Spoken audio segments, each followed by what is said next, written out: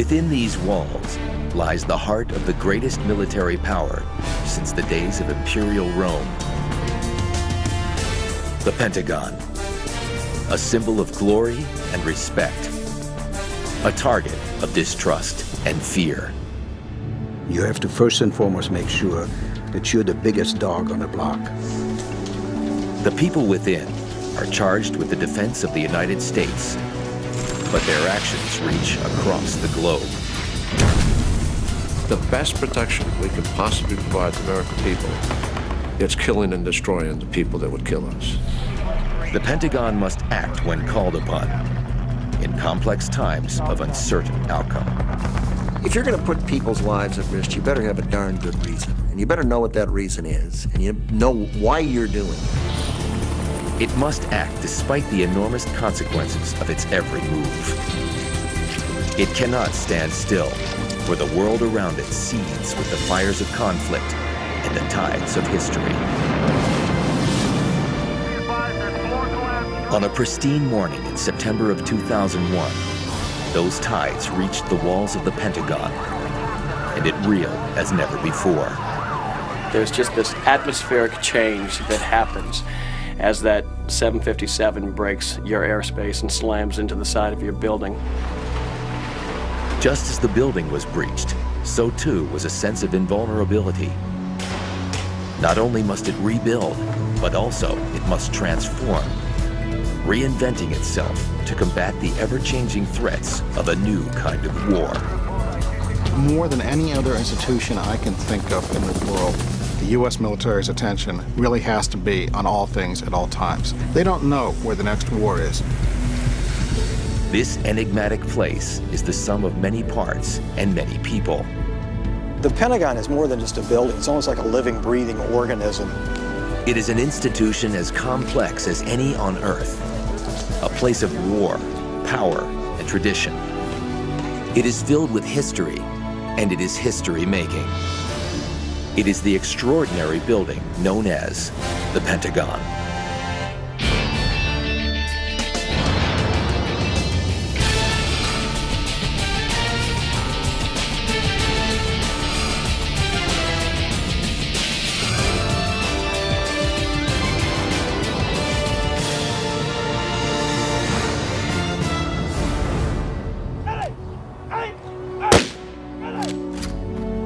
Young men have gone to war since civilization began. The United States has been called upon to send its people into battle again and again. For the last 60 years, the call to arms has come from inside the Pentagon. This is the home of the U.S. defense establishment, one of the largest institutions in human history. The Department of Defense and its armed services are headquartered here.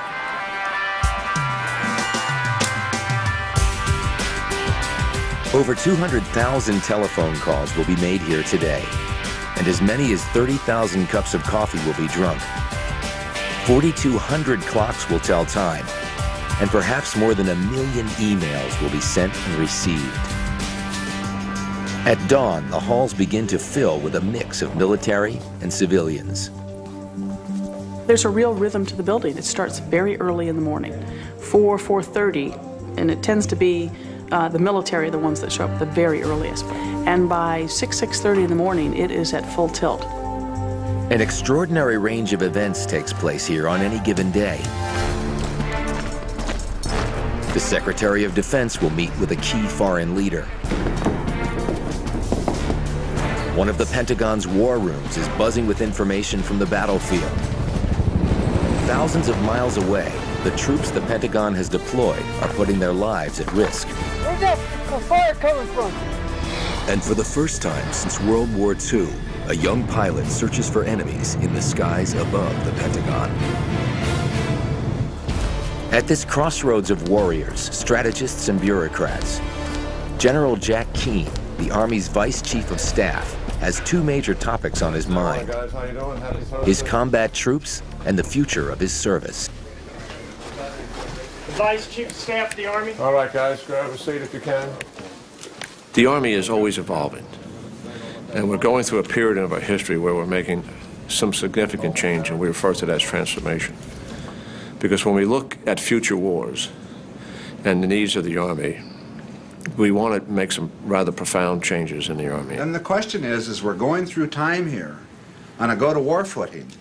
Would you rather invest in mobile assets, those things that can move around and put combat power on something, or fixed assets?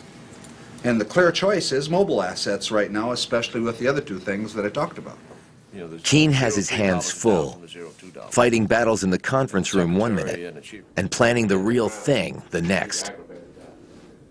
He's standing in for his boss today in one of the Pentagon's most tightly secured rooms, where cameras are rarely allowed to go. This is the tank, the inner sanctum where the Joint Chiefs of Staff meet. They are the very top of the military food chain. Thank you, sir. The leaders of the armed services, Army, Navy, Marines, and Air Force, advise the President and the Secretary of Defense from this room on all military actions. Usually those sessions are fairly restricted. We don't bring a lot of staff into those. By the time we get there, we expect the service chiefs and myself and General Pace, the Vice Chairman, to understand the issues, and we go in and we might get a briefing or a presentation by somebody, but then when we get into our serious deliberations, we just do that by ourselves. From behind this door, they reckon with the war in Afghanistan, one of the front lines in the global war on terrorism. The war the Pentagon is fighting is mostly an unconventional war. Special operations forces, small teams of highly trained, heavily equipped fighters were among the first to be flown in. Their job was to lay the groundwork for airstrikes and to organize the Afghan resistance.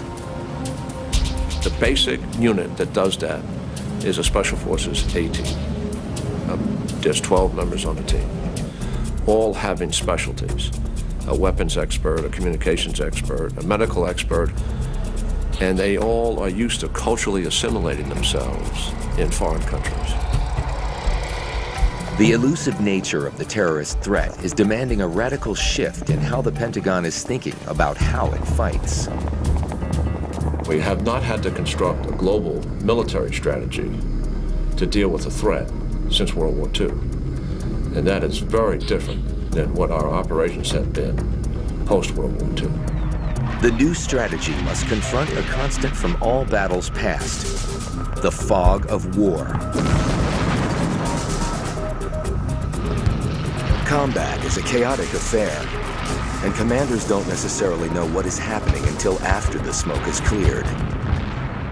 A friend of mine used to compare that fog of battle to playing a chess game, literally in a fog, where you not only can see very few of the opponent's chess pieces, but you can't even see all your own chess pieces. Now, as the Pentagon is pushing hard to transform 21st century warfare, stunning new technology may sweep away some of that fog for the first time in history. Night vision goggles allow soldiers to see more than 150 yards under nothing but starlight. High-powered weapons with the ability to hit a target from great distances are becoming the rule, not the exception. Even with military might unmatched anywhere in the world, no one is underestimating the task. This is very serious business. I've been in the military now almost 37 years. There's been nothing more important than we've been ever been asked to do than this particular task. In Afghanistan, the Pentagon is waging a 21st century battle with a tribal culture, and technology alone will not ensure victory.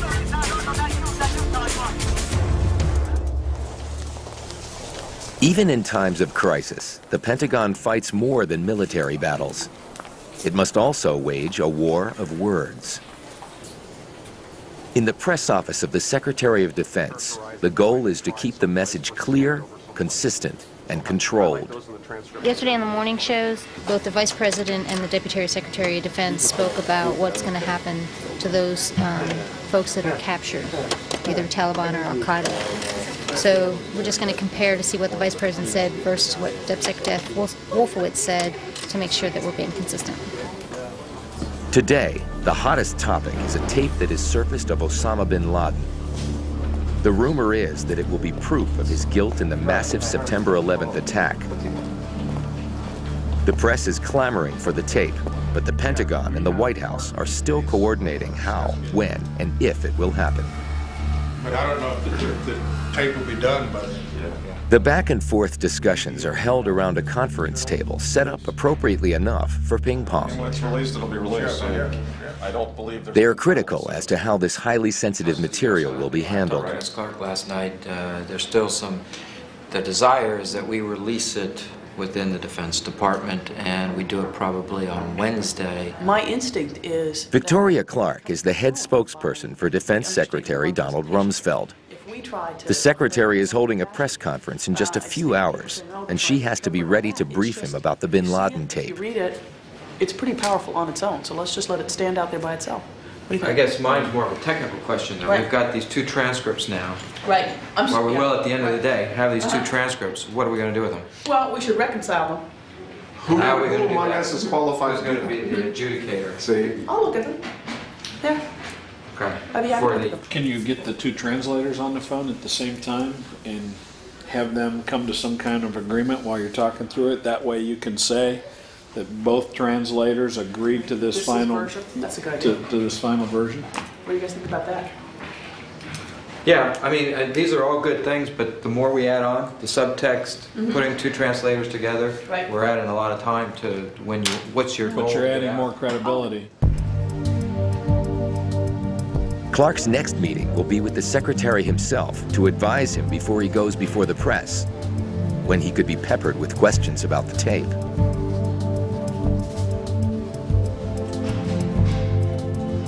Despite their mutual wariness, the Pentagon has made room for the press on its premises. We are, I think, probably the only Department of Defense or Ministry of Defense in the world in which the press corps is actually stationed here with us in the building, free to roam throughout the building. In their small offices, journalists like correspondent Jim Miklashevsky are prepping for another intense day. Miklashevsky has been covering the Pentagon on and off for more than 15 years. The Pentagon itself has about 17.5 miles of corridors. And to get news out of this building for beat reporters, you have to walk seemingly every inch of those 17.5 miles. Because much of the information that we're dealing with is information that cannot be conveyed over the telephone for various reasons. Some of it is classified. And so you really have to sit down and meet face-to-face with people, and that requires quite a bit of legwork on our part. The hallways of the Pentagon seem endless, which in fact they are. There are more than 6 million square feet here, divided into 5 equal wedges. The entire Capitol could fit inside any one of them. There are 5 concentric rings, labeled from A to E. The rings are connected by 10 corridors, which make it extremely efficient for getting from one place to another. Some 23,000 people work here. Once they arrive, many don't leave for the whole day. They don't have to. This is a world unto itself. The Pentagon offers many of the services and amenities found in any small town. It's an amazing building, and it's an amazing family. There are some 23,000 people here, and it's extraordinary how in a very short time you get to know a lot of them. And different hallways are like the neighborhoods.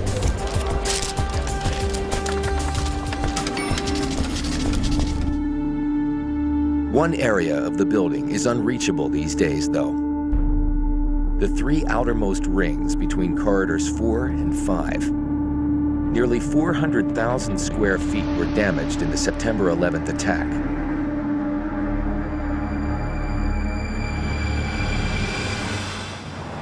The funny thing about mornings like September 11th are they start off like any other day of the week. You deal with the hassles of traffic, with all of the regular hassles of living in a large metropolitan area and trying to get to work. I was sitting at my desk. A friend had called from Fort Belvoir, about 10 miles south of the Pentagon, and she was asking if I had heard about what happened to the World Trade Centers, and of course I had. And she jokingly told me, you know, the Pentagon is probably next, you ought to get out. And it was just at that moment that you just felt and heard the plane impact the side of the Pentagon.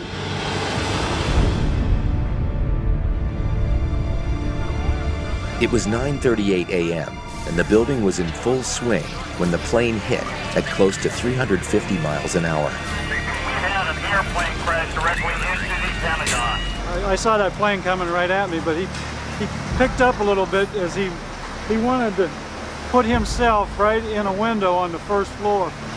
And the plane came right over top of me. I could see all the windows on the right side going by. There's just this atmospheric change that happens as that 757 breaks your airspace and slams into the side of your building. It's like a whoosh. The flash, the tearing of the metal, the ripping of the wood, the force that hits you. There was a sudden noise, it sounded as if there was an earthquake. And there is this vacuum that happens, and you can hear the explosion the same time that you're feeling it in the core of your body. But just as the lights went out, I was looking at an officer who was across the table from me, and I was confused because debris was also falling, and I wasn't sure whether or not the debris fell on one of the two people who were sitting near me. We have an airplane that crashed into the Pentagon. The plane slammed into sections of wedges 1 and 2, largely occupied by Army and Navy personnel.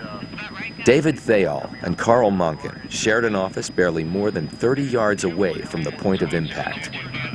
I was blown about 20 feet into the remnants of the office next door, but it wasn't as though I was this lone trajectory flying through the walls. I mean, everything just gave way. There was a lot of smoke. It was very putrid black smoke, and it was burning the lungs. It hurt to breathe. The vacuum caused by the explosion just sucks the air right out of you, so you take a breath and you almost hate to breathe in because you know what you're getting into. And so you know that you have a limited amount of time to get out of there. When I landed, I still had the phone in my hands because I remember doing a double take as I looked at the phone and dropped it. And in an instant, you realize that you're basically entombed or entrapped, and all the stuff that's been thrown on you, your cubicle, your desk, you're still in your chair, and then immediately the call for your awareness that you still have your buddy, thank goodness, is alive.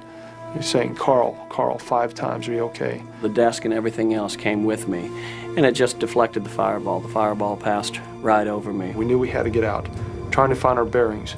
We need to go this way, but we had no direction. We had no sense of origin because the walls were gone. It was just absolute and total destruction. And we were just grabbing anything that was hanging from the ceiling, wires that were hanging, those thin metal strips which hold up the ceiling tiles, just anything to help ourselves over the rubble. And then it looked as if they turned around, and then I turned back around and yelled, "Where are you?" And the voice said, "Come through the light." So I trusted the voice and trusted what I thought was the light and went through. In the Building Operations Command Center, known as the BOC, which monitors the physical plant, 355 fire alarms went off at once. Staff scrambled to turn off damaged electrical circuits, carrying nearly 14,000 volts of electricity. There was water all over the floor that if a cable had gotten into it, it could have, caused another electrocution or extreme electric shock to other people. Just about at that time, I believe, is when they notified of the additional airplanes. If I recall right, they called 3 additional airplanes inbound to the Pentagon, and they gave us an ETA of about 25 minutes. The BOC staff remained at their Pentagon posts, braced for more attacks. The day was far from over. Restricted for the Pentagon incident. One item is restricted. Not long after the fires finally subsided, the restoration effort began. The man who is leading the charge is Lee Evey. He has found himself in a historic place and time. What you see happening here is the beginning of the reconstruction of the Pentagon's damaged area, what we call the Phoenix area. and it's our intent to have this area rise from the ashes just like the fabled phoenix. The construction crews have thrown themselves into their mission. They work around the clock, every day, including weekends, no matter what the weather or the emotional toll. We've taken it as our goal that at the one-year anniversary of September 11th, that we will have people on the E-ring, that outermost ring, sitting in their offices, behind their furniture, doing their work, and watching that commemorative ceremony for the inside of the building out. And we will achieve that goal. We're trying to put the pieces back together as fast as possible. Evie and his team are working under an intense deadline that echoes that of the building's original creation. The Pentagon construction started on September 11th, 1941. So it was 60 years exactly to the day that this crash took place. In the months before ground was broken for the Pentagon, it was clear that for the U.S., war was imminent. Europe was already in battle. It was an anxious time in the nation's capital. In Washington, the War Department was dispersed throughout the city, perhaps 17 different buildings, and it became quite clear this was not an efficient way to do business. The man who would be behind the new building was General Brehon Somervell, Chief of Construction for the War Department. Somervell was a pile-driving man. He was a very strong, forceful character, ruthless, determined, and because he was very effective in getting things done, even though he was unpopular and even disliked by many of the people who knew him and worked for him or with him, he had the support of his superiors. In the heat of a Washington summer evening, on Thursday, July 17th, Somervell ordered a small group of engineers and architects to draw up a plan for a fireproof, air-conditioned building that could hold an unprecedented 40,000 people. It would be the world's biggest office building. Amazingly, on Monday morning, plans were submitted for a 5-sided building which harked back to the pentagonal shape of many old forts. The new fortress would be in northern Virginia, just across the Potomac River from Washington, which had little room for such a huge structure. At one point, President Roosevelt wanted a building with no windows, perhaps for safety reasons. But munitions experts told him that without them, a bomb would do far greater damage. Though the plan changed more than once, the shape never did. Less than 2 months after its conception, construction began. Even with 4,000 men working 3 shifts, progress was sluggish. At this rate, it would have taken 8 more years to complete the Pentagon. Then came December 7th, 1941.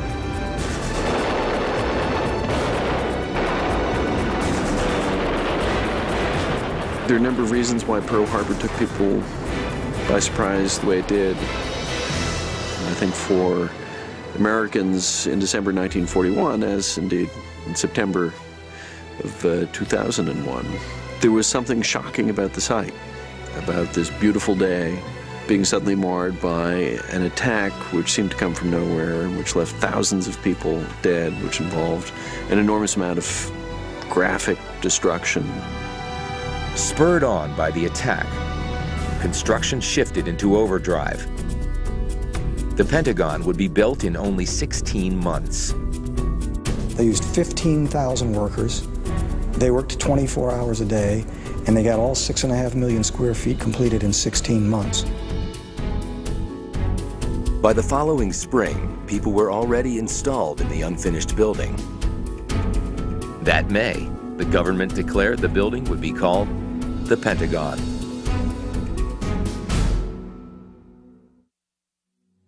In the dark days of World War II, there was no special ceremony to commemorate the Pentagon's completion. People continued to move into the building 24 hours a day at the rate of about 1,000 a week. They were engaged in a mission, and thousands of miles away, so were the armed forces.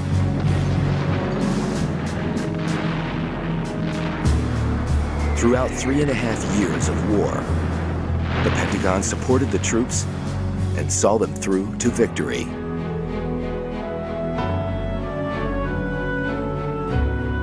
It had been proposed that the Mammoth Building could become a storage facility after the war. But by 1945, the Pentagon had become as immutable a symbol of Washington as the Capitol. A few years later, the War Department had become the Department of Defense, and the Pentagon was its permanent home. Over the decades, hundreds of thousands of people have walked these halls.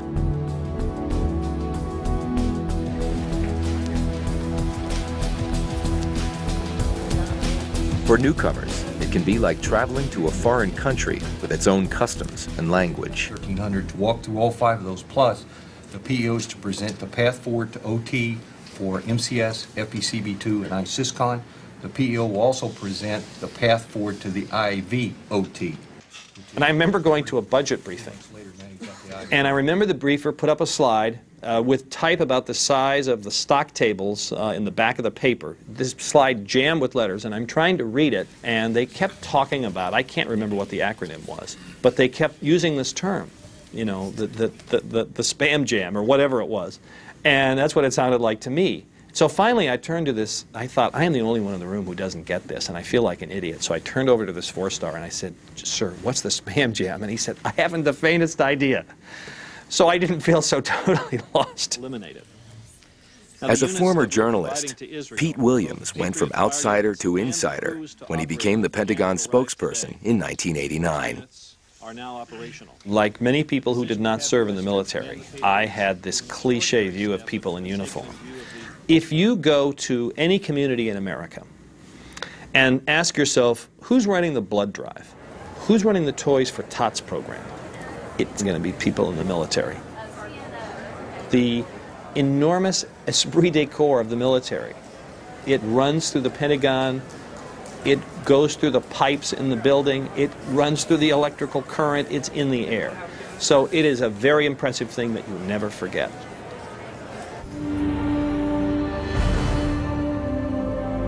The Pentagon has no more important mission than supporting the troops. Providing them with good training and sophisticated equipment has always been critical, but it is especially true now, as the military's mandate evolves with the times. The United States military is preparing for the entire range of conflict, from peacekeeping to nuclear warfare, across the entire range of climates and across the entire range of cultures. It is a very large military, really trying to be all things to all people, and doing it pretty successfully. Many of the men and women who make up the American military refer to themselves as warriors. They are an essential element in the defense equation of the United States. The U.S. military approach classically has been overwhelming force, overwhelming destructive power brought to bear against the enemy. But the young fighters the Pentagon deploys need discipline as well as firepower. In the modern military, they can be asked to keep the peace as well as to wage war. It is a duty that may not come naturally. Remember, we train a soldier, as brutal as it sounds, is to kill, to use force violently. You have taken an 18-year-old in whom you have drilled in that when you come to a point of resistance, you hit with all the violence at your disposal to get through that resistance. The human factor in war will remain unpredictable. But the Pentagon is always looking for ways to increase the odds in its favor. It's a process fraught with both pitfalls and promise. In the Army, one new fighting tool is slated for deployment in 2003. It's called the Land Warrior. After initial failure, the hope now is that it will transform the nature of combat. We are on the cusp of the era of the smart soldier. Land Warrior is designed to keep soldiers safer and make them more lethal. At its heart is a small computer hooked up to a head-mounted display. The soldier can control both a thermal weapons sight and a video camera with the device. But it does much more. Right now, this soldier is looking at a map. It not only shows where his troops are, it shows where the enemy may be hiding. It takes the guesswork out of navigation. You know, you don't have to pull out a map and protractor and try to plot where you're at, try to figure out. You don't have to intersection, resection. The system enables the fighter to communicate with others by voice or email, rather than shouts or hand signals. Land Warrior also expands the capability of weaponry. It allows soldiers to fire more accurately in the dark, using a thermal weapons sight. They can even shoot from cover without exposing themselves to return fire, because they can see the target in the head-mounted display. It enhances our survivability for the fact that we can shoot around corners from inside of foxholes. And the video camera can take digital pictures of targets, which can be instantly transmitted to fellow soldiers in combat, or to commanders who may be miles away.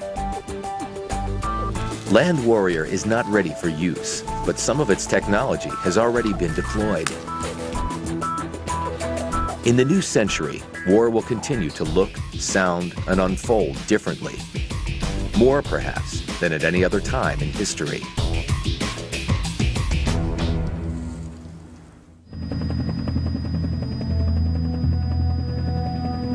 Pentagon warriors come in all manner of disguise.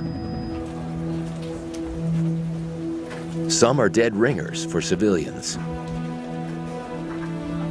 I took myself out of the field, out of the battle dress uniform, the muddy boots, where I spent my whole career in the woods, basically transformed overnight, set the uniform aside, put on the civilian clothes, grew my hair long, and tried to blend in as much as possible. Lieutenant Colonel Ted Anderson has seen combat more than once. His Pentagon persona is congressional liaison, a lobbyist who fights for the Army's budget. Well, Brady doesn't know where we're at. Okay, I'll let Brady and everyone know. The Pentagon's funding has often been a source of no small amount of controversy. Awash in politics and charges of recurring excess. Promised to put DRF money. With figures sometimes topping 15% of the federal budget, defense spending can come under heavy fire. This time around, though, post 9/11, criticism seems muted. It is Congress that has the final say in just how much money the Pentagon will get. Anderson's responsibility is to see that the Army's leaders are ready to answer questions from members who may have their own agendas for military spending. It's General Jack Keene's turn in the hot seat. Anderson is there to back him up.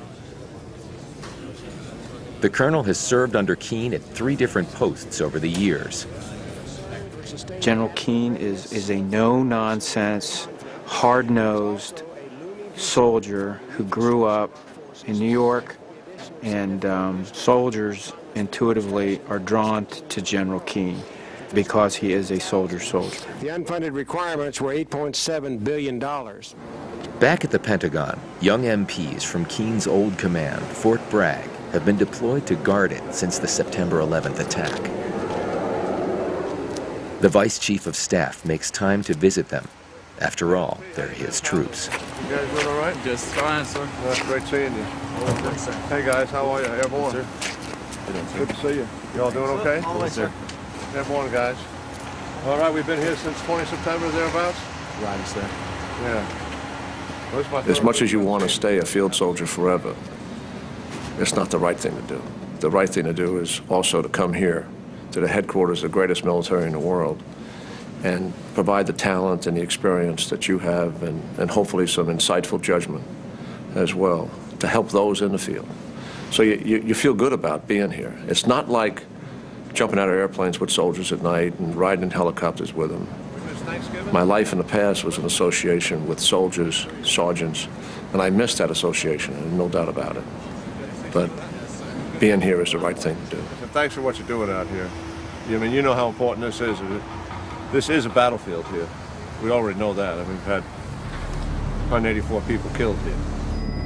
On that terrible day in September, in the midst of the chaos, some of the building operations staff had voluntarily stayed behind, despite warnings that more terrorist strikes were on the way. We divided into two groups, 3 of us on each side of the center courtyard in case something happened. There would be a group still there, hopefully. They had acted to close off vents filled with suffocating smoke and keep computer systems critical to the national defense up and running.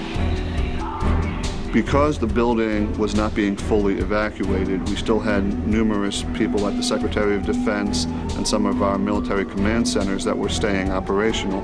We had to be able to provide them with water, with air conditioning and other things during the time the fire was still going on. We had just been attacked, and at that point we were at war, so we needed to keep our military command centers fully operational. Several miles away, a young Air National Guard pilot had been called back urgently from a training mission. Low on fuel, he was told to take off again immediately from Andrews Air Force Base. Captain 1 watch your departure radar. At first, to be totally honest with you, I didn't know what I was going to do because I wasn't being told anything. There's nothing on my radar because there were no other airplanes flying. Everything had been immediately grounded from their present location. On top of all that, there was no radio chatter. Normally you hear lots of aircraft talking, the air traffic controllers talking. It's dead silence.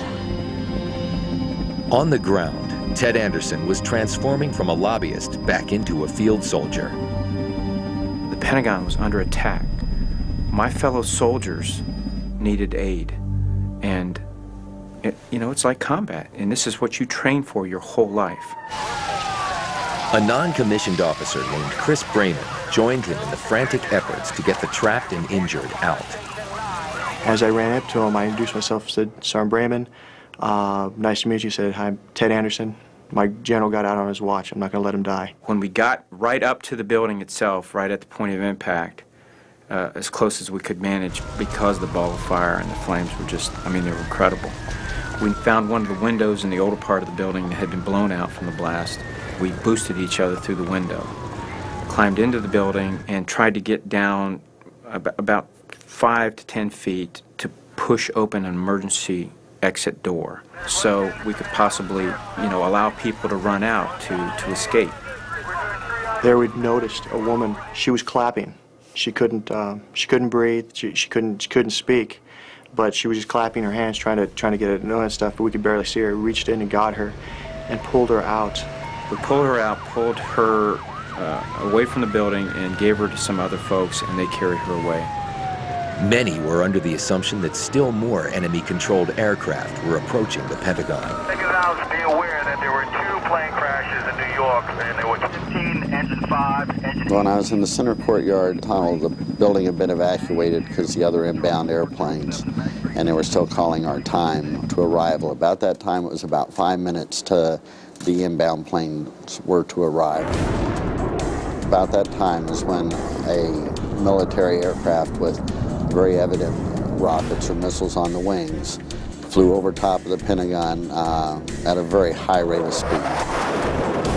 At that point, I did not know what had happened, that it was an aircraft that had hit the Pentagon. I thought it was a bomb of some sort, because as I'm passing by it once leaving Andrews, I can see obviously there had been some sort of explosion or detonation.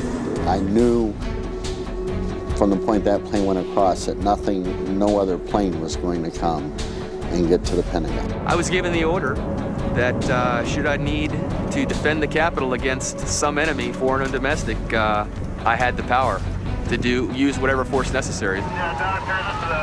Local emergency services were on the scene, working to get the injured out and move everyone to safety.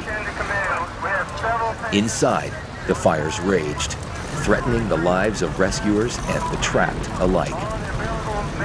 Nancy and I ran back into the building, And this time, one of the cars closest to us blew up outside. It scared me to death and knocked me down inside onto the floor. And in getting up, I noticed this bright flash go by me, this orange flash. And I was afraid that, I mean, I covered myself because I was afraid perhaps it was part of the ceiling caving in or something. And you couldn't see anything else for the smoke, just this bright glow. And whatever it was ran by me and bounced off the window and then bounced back down on the ground. It was a person. The front of this person was on fire, and he was trying to get out through that window. We tackled him, smothered the flames, and he is so pumped up on adrenaline now. He's screaming the whole time, "Go get the people out in the corridor. There are people behind me.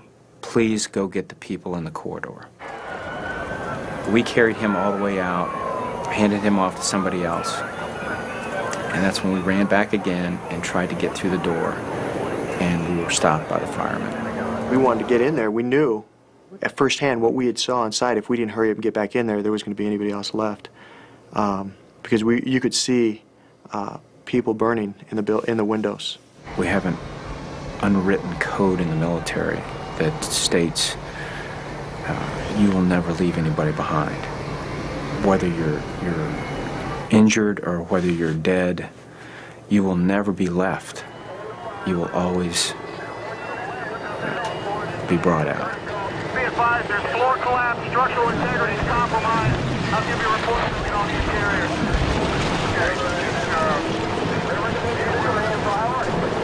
We have structural collapse next to the heliport. This was a combative situation. You know, you had all the sounds and the smells of combat. You know, you had the screams and the cries and the death and the wounded. But yet, although the fire department was doing their job, and I'm glad they did, we had to leave our comrades behind.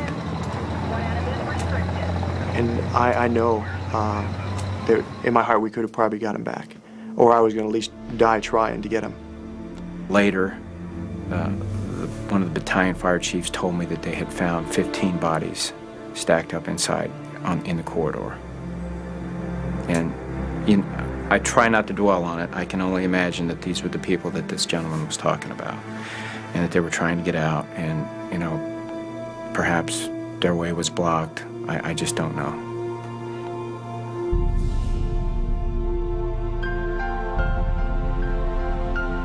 It seemed inconceivable that such a thing had happened, and in an instant, it had changed the Pentagon forever. This was a new kind of threat, but the Pentagon had faced other crises in its past.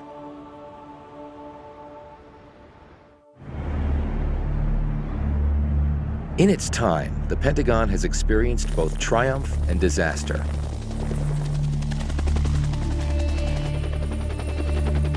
Some 30 years earlier, it was rocked by a very different war than the one that is waging now.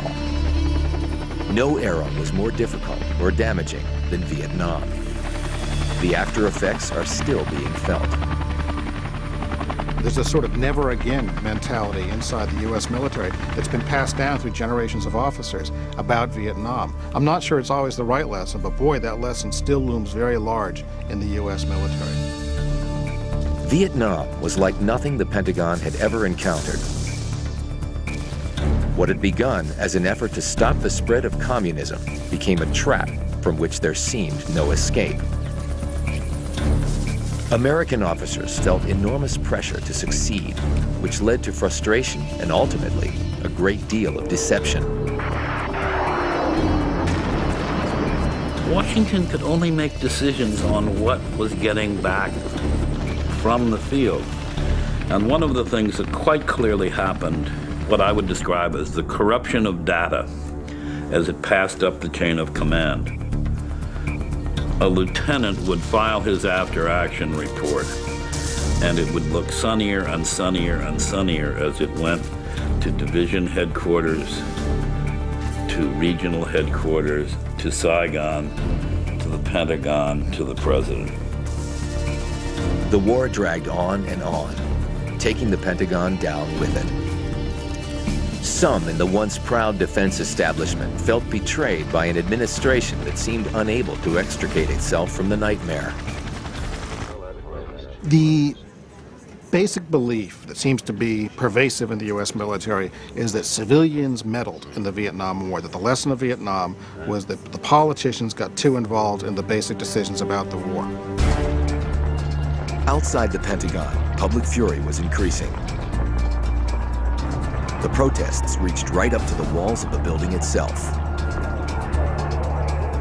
There was disillusionment within the ranks as well. Those might to some sound like harsh words. But at some point, the leadership of our country understood perfectly clearly that this war could not be won in Vietnam. And yet they continued to send in young men and women to die, and went to bed at night and slept well. And I hope to God we never do this again. And I think everyone who is a civilian leader, whose job it is to send young men and women into harm's way, better look themselves in the mirror every night and say, have I sent them knowing that they cannot win? That they're going there for naught. And I think in this country this occurred. In 1975, when it all finally ended, the credibility of the Pentagon was in tatters. At its lowest point, the youngest Secretary of Defense ever was sworn in, 43-year-old Donald Rumsfeld. Everything suffered during the Vietnam War. It was the era of guns and butters both, and in fact the guns suffered because everything the military invested in went for Vietnam. The other thing was there had been demonstrations here and the various people throwing blood in the front steps and that type of thing. The building had been closed, they'd never had any public tours, and they turned off every other light as you went down the halls in this building, and it was a dark, dreary, not a happy place to be. So I decided what we ought to do is turn the lights back on, have public tours, and dedicate some corridors to NATO and other groups or activities or people who've contributed to the defense establishment over the decades. Now, after more than 20 years in private life, Rumsfeld is back with a new mission. The Pentagon is not always known for flexibility or efficiency, but he wants to change that. The effort has been clouded by the events of the 11th, however. When there's a war, one has to spend a great deal of time on the war. So since 9/11, I suppose a major chunk of my days involved with the global war on terrorism and in many instances Afghanistan. Right. Part of the Pentagon's reputation rides on how they handle information about the war. In a few moments, Secretary Rumsfeld will appear before the press, who will want to know about, among other things, the bin Laden tape. Has already been characterized, portions of it. Has anyone seen pretty it heavily outside of the linked. government? I don't think anyone outside the government has seen it yet, but there's been some pretty heavy characterization of it.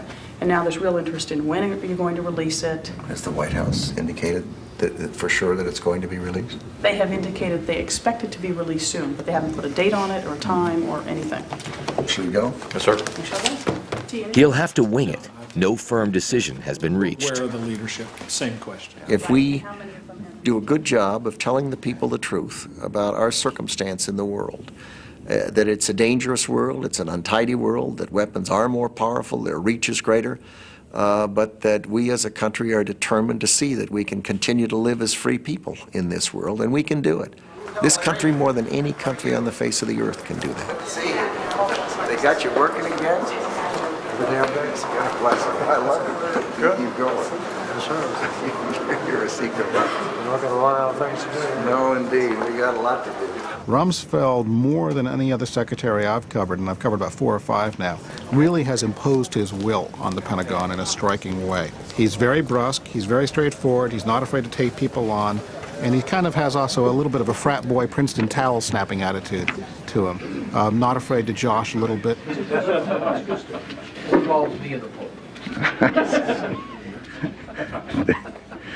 I think we'd best delay the punchline. The joshing ends quickly when the subject of the tape comes up.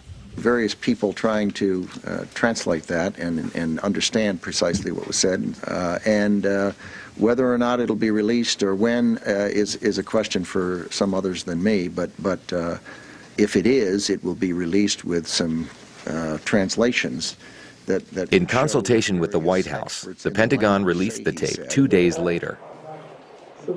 The translations were criticized, but the Pentagon stood by its version. And after all the effort and debate, the matter was all but forgotten in a few short weeks.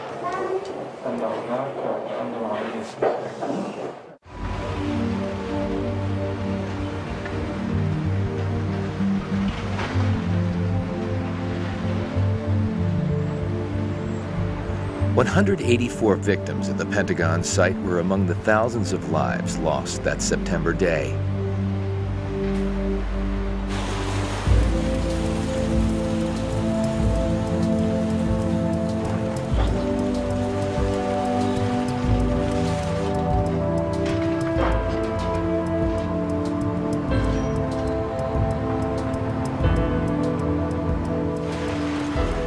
It was a life-changing moment for many of the people close to the event.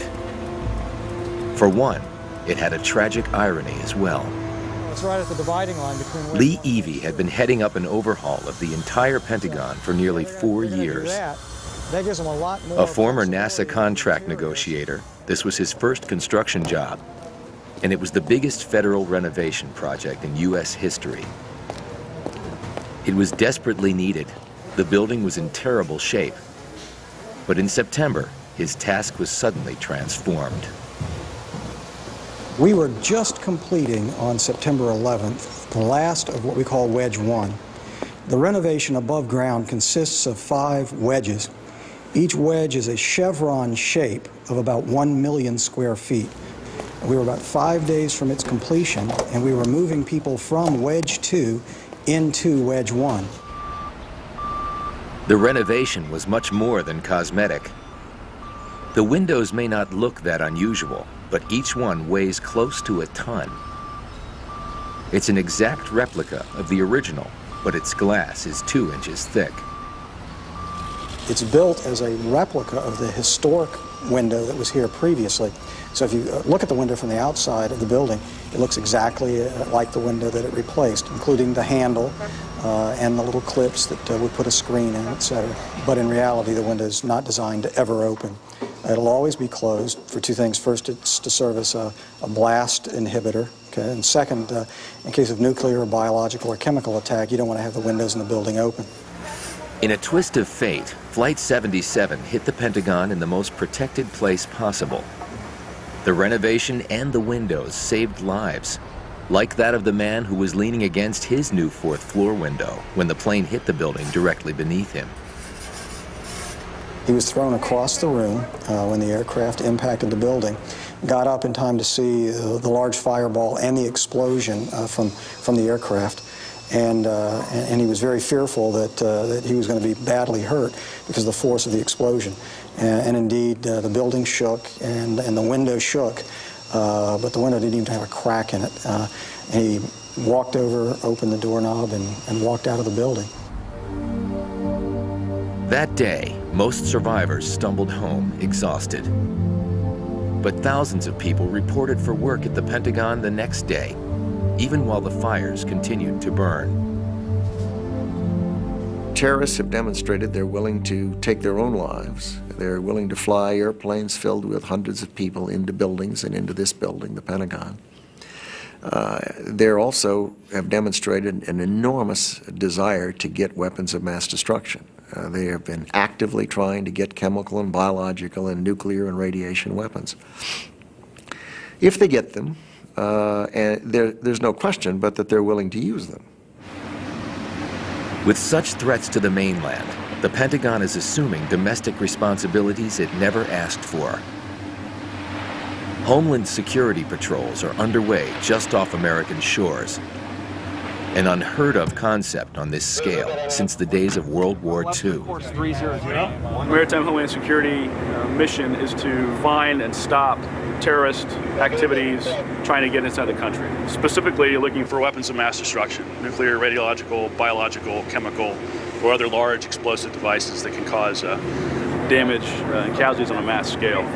God forbid we find a ship that's actually got some sort of large destructive device, and then our job is to stop it and get control of it and go from there. As part of a joint Navy Coast Guard mission, a foreign registered freighter has been chosen for a random check to be performed by the Coast Guard crew aboard the USS Thunderbolt. Morning, Captain. This is U.S. Coast Guard Lieutenant Len Robinson makes contact with the vessel. May I have the spelling of your vessel's name, Captain? Yeah, of course. It's Mike, Alpha, Romeo. The armed services are prohibited from carrying out law enforcement. The Coast Guard, which is under the Department of Transportation, will execute that part of the job. We're going to go on, verify his claim nationality, verify his crew registry, and his cargo that he's carrying in support of Homeland Security. Motor vessel radio, motor vessel radio. This is U.S. Coast Guard, over. Yes, sir. Marudio reply. Go ahead, please. Roger, Captain. We're going to be sitting our boarding team over at this time. Request that you have your crew mustered in the salon. Make sure they have their passport, visa, and your crew manifest available for my boarding team. We'll be embarking your vessel on the port side. We need no assistance. Over. Our main concern right now would be unaccounted for personnel that are hiding on board, and the cargo. We like to position ourselves in such a location to where we have good fields of fire and we can provide cover for the guys that are coming on and off these ships.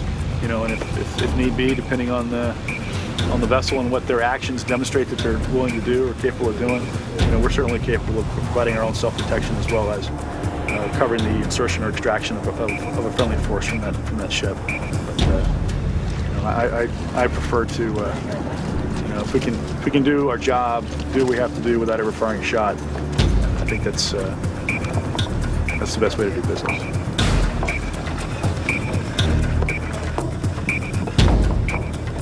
The boarding squad discovered problems. A crew member with no documents, an unlisted and hazardous cargo. He didn't have documentation for the cargo he was carrying. He was carrying ammonium sulfate, which is hazardous cargo. And also, one of his crew members, he didn't have a visa. He wasn't on the manifest, but his brother was on there. It's just the kind of thing that they worry about.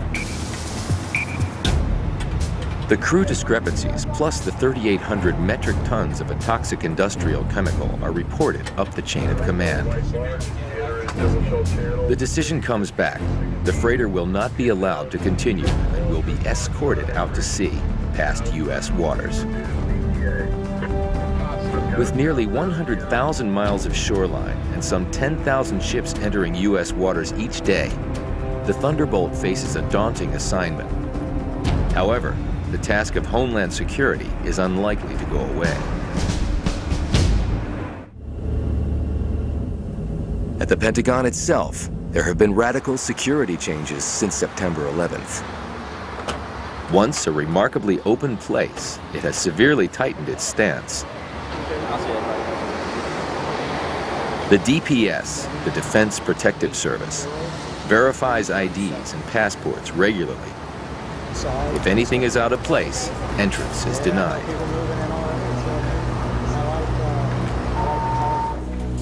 This morning, the DPS has seen something they don't like in one of the 67 acres of parking. An envelope has been thrown out of a car. There's a situation going on in lane 13 right now. Somebody drives up in a car, possibly a Dodge Shadow, pulls up, drops a vanilla envelope in the middle of the lane, and then takes off down to DC. The envelope is lying just yards away from the building. Inside, the Protective Service Unit, the Pentagon's equivalent of the Secret Service, is already on high alert. Access. If you got any concerns about people walking up, make sure we get with the gates. 3 of the most important people in the country are expected here in about an hour. All right, today we got a luncheon that's dealing with the Vice President, Secretary of State Colin Powell and Condoleezza Rice, security advisor. Myself and Van, we're going to be outside on the plaza. While the Protective Service Unit is prepping for the arrival of the VIPs, the Fort Bragg MPs are called in to cordon off the area around the package. Meanwhile, Lieutenant Colonels Ted Anderson and Ron Ellis are headed out to the Hill for another hearing. But they are about to run into a problem. Are we locked in? Yes. That's not good. The Pentagon is frozen. No one can go in or out. There's an incident outside? We're going to make that adjustment because of what's going on the other side of the building. And when we finish with that, maybe something else will come up. I don't know, maybe another suspicious package, but we'll deal with that when it comes up. The VIPs are expected shortly. Secretary of State Colin Powell is scheduled to arrive first. And we're going to make sure that they get here on time without any problems or anything. And we're going to secure the area, sanitize the vehicles, the grounds, and the local public if we have to make this happen. And it'll take about 60 minutes. But this 60 minutes has cost us probably about 2 days of work. In the parking lot, a bomb squad from nearby Fort McNair has been called in to investigate. One of their first steps will be to X-ray the package. The DPS Control Center has its hands full, literally.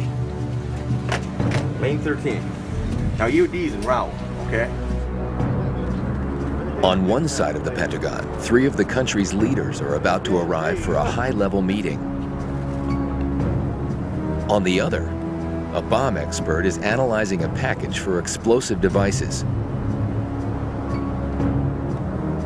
Detonating it could be dangerous if there is a toxic substance inside.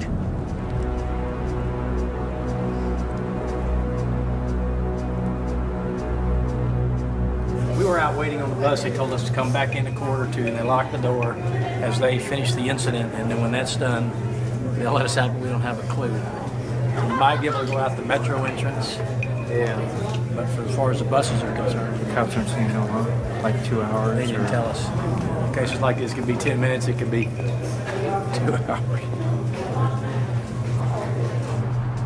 There were rumors of unidentified residue on the envelope, but it is pronounced free of both residue and explosives.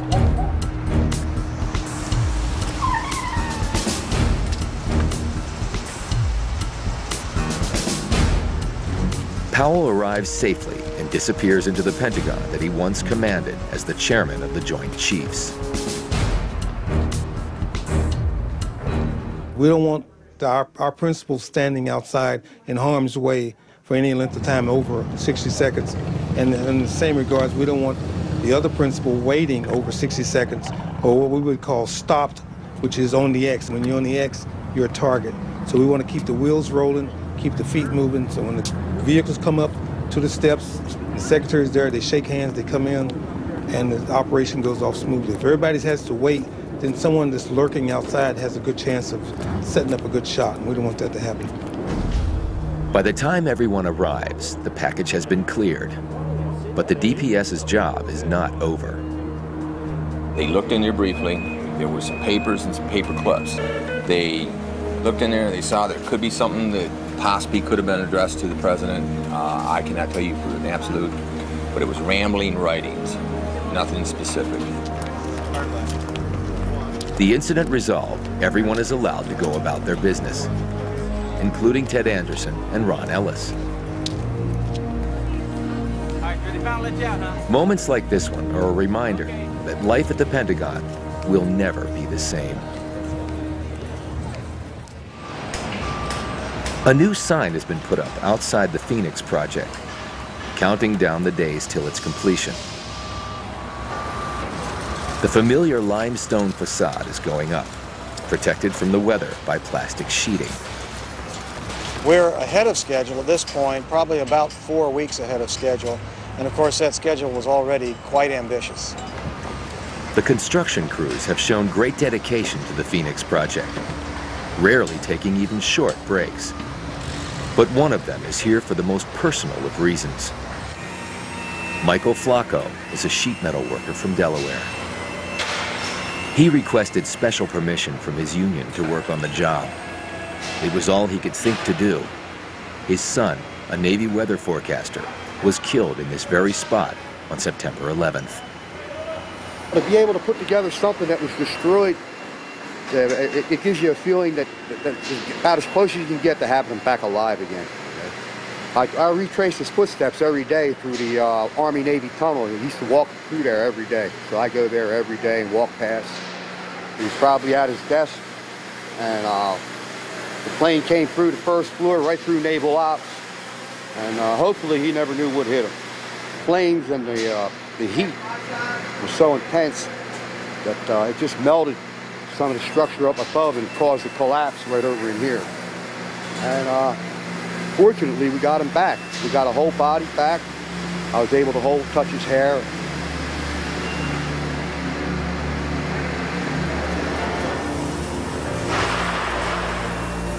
There is more being rebuilt here than walls and corridors. While the renovation project forges ahead, the work of the national defense continues around it. We can't allow the mission of the Department of Defense to stop or to fail for 1 minute out of one day because we're here doing the renovation. We have to keep those people constantly doing their work. The mission of the Pentagon is carried out by thousands of people doing millions of different tasks. But no part is more essential than planning for war. There are people right now over at the Pentagon thinking about, what if A happens? Could we do B? Might we do C? Might we do D? And they're writing all those plans up. The Pentagon is full of contingencies and plans for things that you and I have never even thought might happen. That's their jobs. In 1990, a plan was being devised in the Air Force that would help change the face of warfighting. It was brewing in a small Pentagon think tank, or cell, named Checkmate. It was led by Colonel John Warden, who wanted to open up the sometimes musty Pentagon to new ideas. The old way of thinking about war was very much of thinking that war was a clash of two armies or air forces or navy, and what became fairly clear as we're moving into the mid-1980s was that that was much, much too small a view of warfare. So the concept of the enemy as a system was to think about an enemy as something that was significantly greater than just the military side of it. The Checkmate team put theory into practice when the Gulf War loomed. They devised a plan for an operation which would target the country's infrastructure as well as its military. It was Iraq that would be on the receiving end. Very early on, this whole team said, wow, we've got something that's really powerful, and then that feeling maintained itself through the planning and then through the war itself. The plan was possible, in part because of innovations in the American arsenal. Precision weapons, guided by lasers and able to hit with far greater accuracy than weapons of the past. In World War II, for example, if we wanted to have a very high probability of hitting a target, you had to drop 9,000 bombs to have a 90% probability. In the Gulf War, with the precision bombs, one bomb gave you that same probability that took 9,000 bombs in World War II. So what that meant was that we could hit a lot more targets with a lot fewer airplanes. Within a few days of beginning the air campaign, the Iraqis were stunned by what Warden called parallel attack. And parallel attack meant that many, many things happened to Iraq at the same time, which induced a state of paralysis which was almost impossible for the Iraqis to deal with. It's sort of the 1,000-year flood problem. You simply can't prepare for that kind of a thing. Precision weapons and the strategic use of air power helped make the Gulf War an enormous operational victory for the Pentagon, helping it move past the legacy of Vietnam. Desert Storm worked extremely well because the U.S. military learned the tactical lessons of the Vietnam War. They really went to school on how do we fight better, how do we connect how we train to how we fight.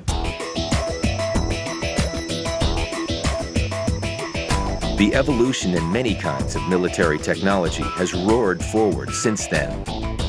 But predicting the future is a tough game to play.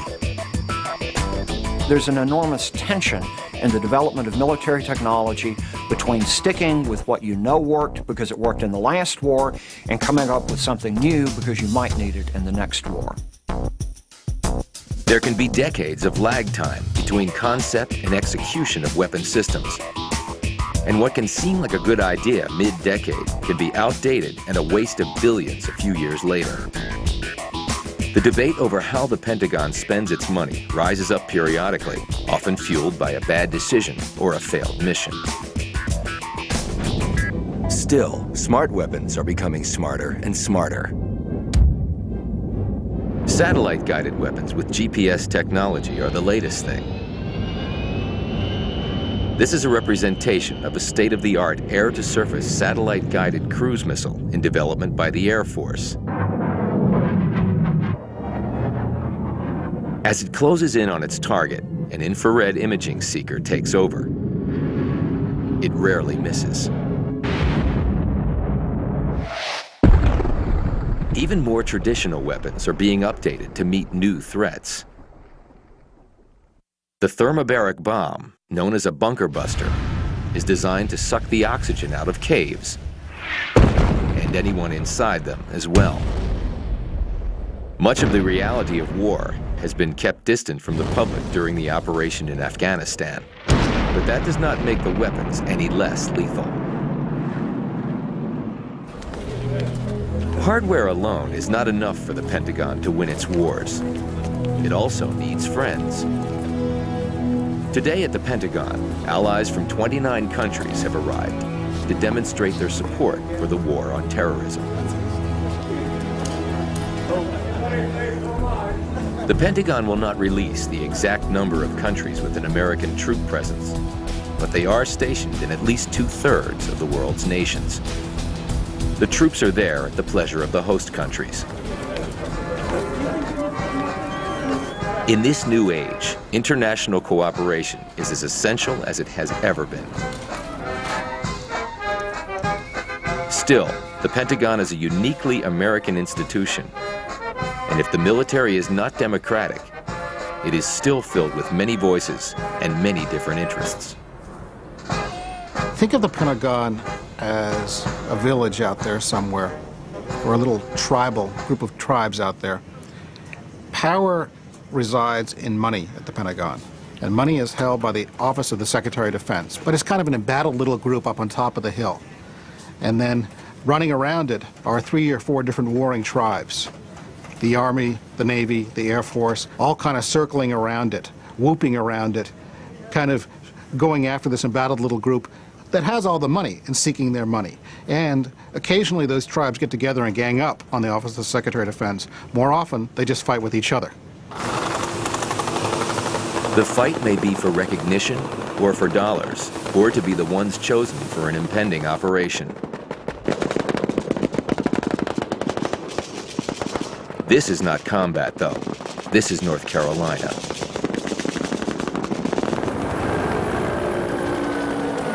It's a display of Marine firepower meant to impress and entertain. You'll see all the capabilities that the Marine Corps brings to the battle. Everything we do is going to be compressed in time and space because we're putting it on a show for everybody. And we normally do this when we don't want you to see us, but today, obviously, it doesn't do us any good to have all these people out here with nothing to see. So you've got to see it. We do it mostly at night because we own the night. That's when we like to fight. We're not looking for a fair fight. We're looking to go in there and, pardon my French, kick the enemy's butt and bring all of our soldiers home. That's what we expect. That's what my family expects of me and what your family would expect of you. The squad leaders will have one of these. The Marines here are putting on a show for the community and for officers from all over the world. Thank you. What we want to do is concentrate our combat power so that we can hit the enemy where they're the weakest, and we can exploit that weakness and take advantage of it. The show of readiness builds support with the public, but it can also influence a much smaller audience. The Commandant of the Marine Corps at our Marine Corps headquarters is located at the Pentagon. When our representative goes into the tank, they call it, with all the other service chiefs and the chairman of the Joint Chiefs, when they want to pick a force that is ready to go, very expeditionary, can be moved very lightly, but have a lot of combat power when they get there for an initial enabling, to get in, open the door up, and hold for the moment at hand. I think that we play very well into that role. The day's grand finale is a reenactment of an urban combat exercise, among the most dreaded forms of any combat. He finished his company. In a mocked-up tactical village, the Marines have been trained to fight where civilian and military casualties can be highest. In this exercise, the bad guys are holding the town. The good guys initiate the operation to seize the city. The mini-war features everything from tanks to aircraft to carry out the assault.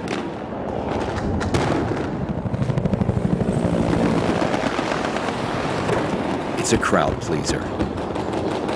Not too surprisingly, on this day in North Carolina, the good guys win.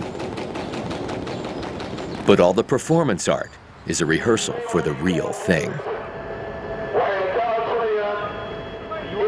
The Pentagon sends troops where it is told to. In 1992, it was ordered to deploy forces to Somalia on a humanitarian mission. Initially, there seemed little risk.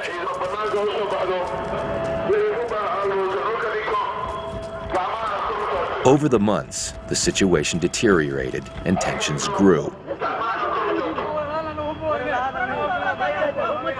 Then it exploded. And so when a firefight developed, during which tragically 18 Americans were killed, and a large number were wounded. When that fight came, it was such a shock to the public. In the tragic Black Hawk incident, Somalis brought down 2 helicopters and the rescue mission went drastically amiss. The nation and the Pentagon reeled. General John Shalikashvili was sworn in as chairman of the Joint Chiefs of Staff just weeks after the Black Hawk incident. He inherited a nightmare. I think what went tragically wrong has haunted us really quite a bit ever since, was that we went to Somalia having explained very clearly to the American public why we were going and what we intended to do there. But then, as always in a military operation, things change. Nothing is ever static, and just because you made a plan doesn't mean that the plan is going to be carried out like this. Somalia brought back memories of failure and tragedy in Vietnam. All right, let's mount it up. Over the next years, there was little appetite in the U.S. for rushing troops in just anywhere.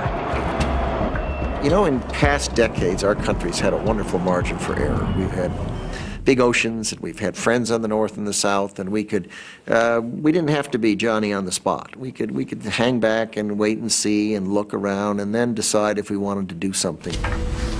The threat has now reached U.S. shores. Major Billy Hutchison, the pilot who flew over the Pentagon that day in September, is now flying protective cover over the nation's capital. I never thought in my entire career I would be in a combat air patrol over my own home. That's kind of an unnerving thought, you know? You'd never want to have to think, well, when I get up out of bed today, I'm going to be sitting above my house with live weapons defending this country against something that may come this direction. And there's the Pentagon. See the Pentagon out there? On this clear day, there are no enemies in the skies over the Pentagon. But no one is ready to let down their guard.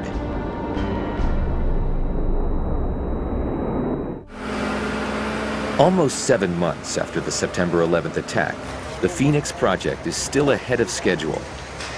So much so that they are having some problems getting construction supplies in on time.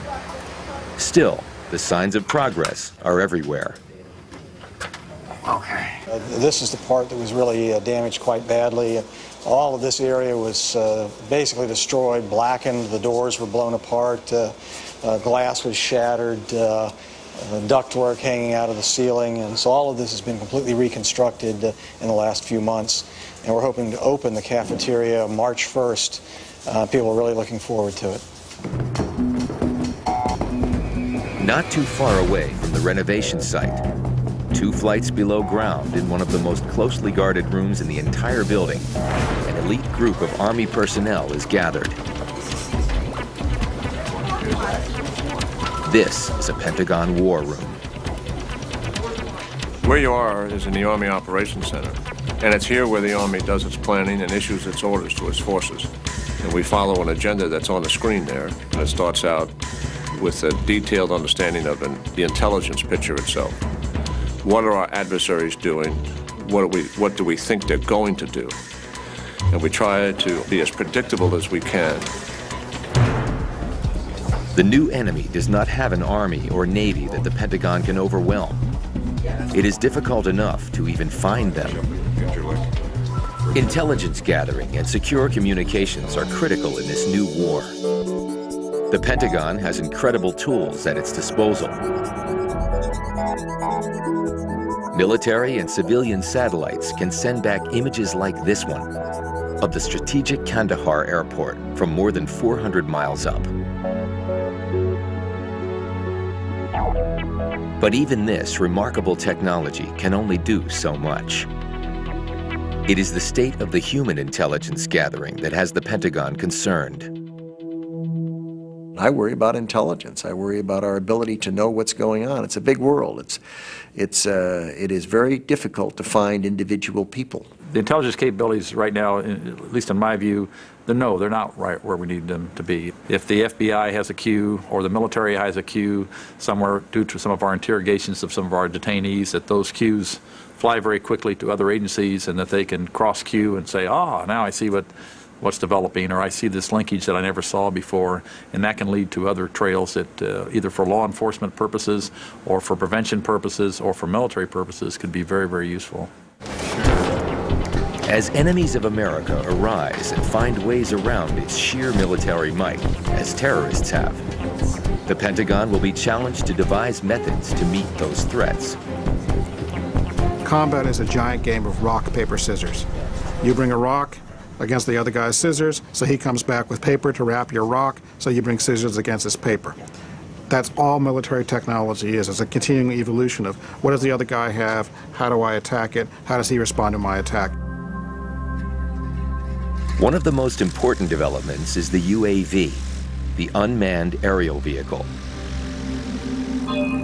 They were first used with mixed results, but they are fast coming into their own. Over the next decade, I think that UAVs are going to revolutionize American warfighting in the way that computers and satellites have in past decades. We're getting there, we're just not there yet. Flown by remote control, the drones, as they are sometimes called, can hover over a hostile area, staring at it for much longer than other aircraft. One of the things that's enabled us to be very successful in Afghanistan is we have air superiority above 10,000 feet over Afghanistan, so we can put aircraft, some of our long-dwell unmanned aircraft, over these targets with sensors on them that allow us to stare at a target for a long period of time. At times, they can deliver the information almost simultaneously to the field commander and the Pentagon. And in the 21st century, information is power. In the information age, mass is not a strength, it's a vulnerability. The bigger you are, the bigger target you are.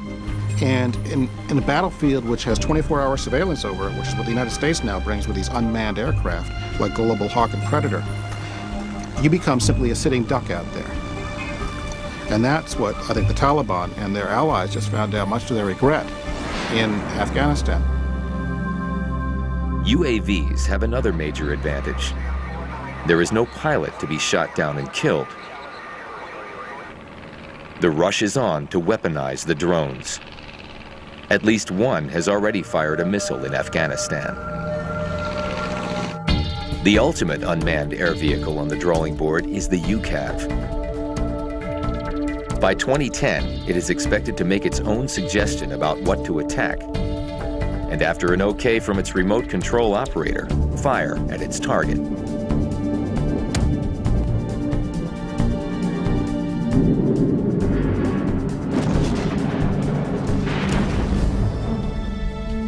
Disquieting or revolutionary, this increasing automation of warfare is expected to continue.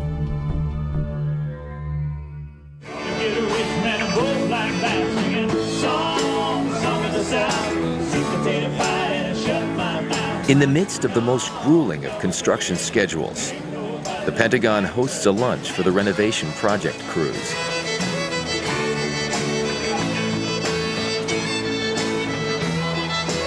An appearance from the secretary caps the event.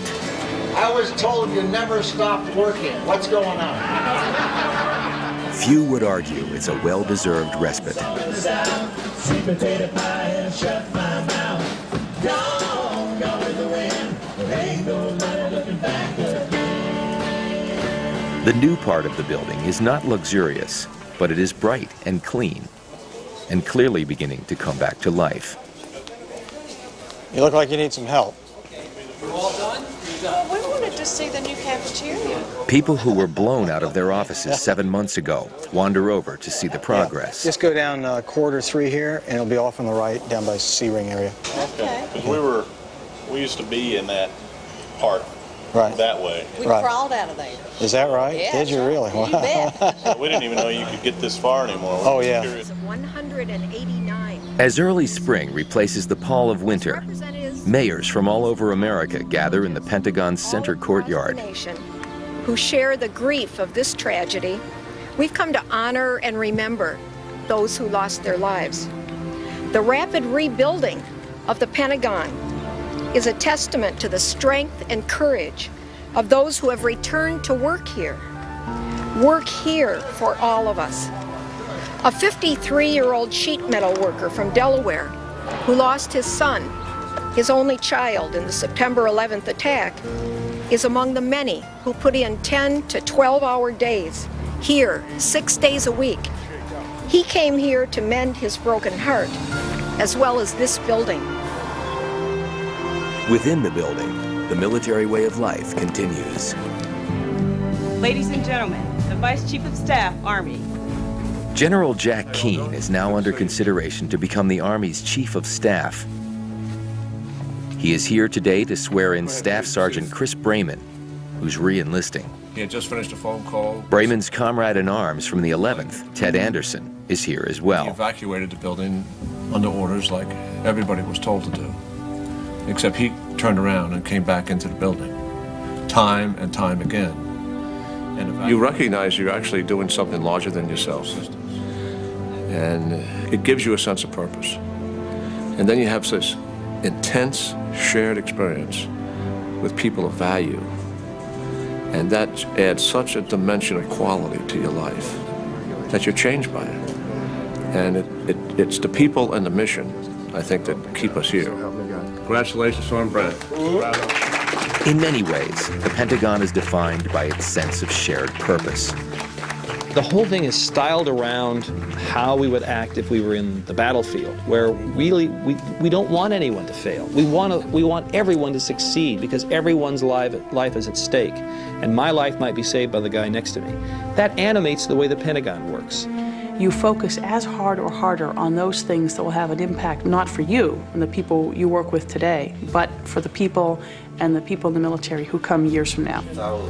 Right. The leaders here are mindful of the difficult and dangerous mission ahead. They exist in a universe where matters of life and death inform every decision, every act. So I don't think we should be under any illusions about what kind of world we live in right now. And that's why it's important that we can't build fences big enough to defend ourselves. I think that's one of the things September 11th told us as well. Now, we can do a better job, and I think we are in that regard, but we've really got to go on the offense in this particular fight. So what one has to worry about is seeing that we stay ahead and that we work harder and smarter and faster at finding those terrorists and the terrorist networks and stopping them before they have the opportunity to gain access to those kinds of weapons and kill many multiples of the people that were killed on September 11th. The Pentagon was created to deal with one of the most terrible expressions of the human race, war.